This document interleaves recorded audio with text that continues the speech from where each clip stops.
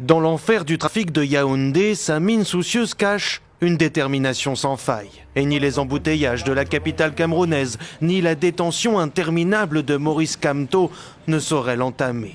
C'est d'ailleurs pour le chef du MRC et ses alliés, emprisonnés depuis fin janvier, que Mamadou Mota vient en ville récupérer ses sacs de riz. C'est un riz qui a été donné pour nos camarades. Remercier la camarade pour cette sympathie.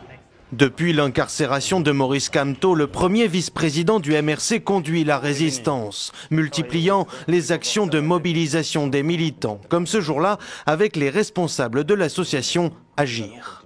S'ils ne renoncent pas à cette façon de confisquer le pouvoir, nous descendrons dans la rue. Nos gouvernants ont un problème. Le problème de l'alternance ne se fera pas contre eux. Qu'ils nous laissent exprimer ce que nous ressentons. Vous savez, un sociologue a dit « Dans une république, il n'y a pas d'impuissants ». Mais M. Biya veut nous faire comprendre que nous ne sommes pas dans une république. Parce que sa voix compte autant que la mienne lors d'une élection. À 40 ans, ce père de 3 enfants a fait de son combat politique un combat personnel. Ils nous ont tués. Je ne sais pas qu'est-ce que moi je vais donner comme héritage à mes enfants. La souffrance ou leur laisser une dictature en héritage, c'est pour ça que je m'engage personnellement dans le combat. Biya m'a tout volé et je réclame, et il est de mon droit de le réclamer.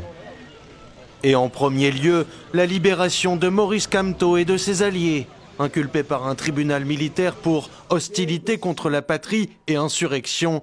Les accusés risquent jusqu'à la peine de mort. Le pénalty historique.